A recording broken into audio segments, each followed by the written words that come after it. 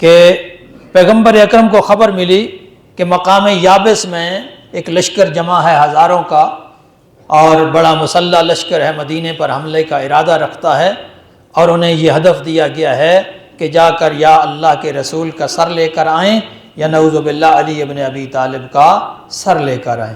امیر المومنین کو یہ کیا ہے وہ مہم سونپی پیغمبر اکرم نے کہ جاؤ جا کے اس لشکر کو سبق سکھا کے آؤ۔ علی ابن ابی طالب نے مہاجرین و انصار کی ایک لشکر کو ساتھ لیا اور تیزی سے دوڑتے ہوئے راتوں رات اس لشکر کے مقابلے پر پہنچ گئے۔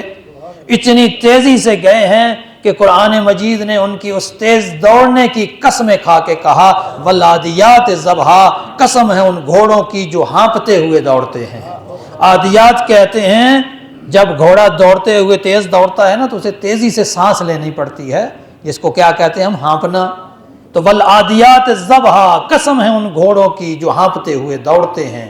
فالموریات قدحا، جب دوڑتے ہیں تو اپنے سموں سے چنگاریاں اڑاتے ہیں، اور جب چنگاریاں اڑاتے ہیں تو پھر کیا کرتے ہیں؟ فالمغیرات صبحا، صبح سویرے جا کے لشکر کے اوپر دہاوا بولتے ہیں۔ فَأَثَرْنَ بِهِ نَقْعًا، جب یہ دوڑتے ہیں تو اپنے سموں سے غبار اڑاتے ہوئے دوڑتے ہیں۔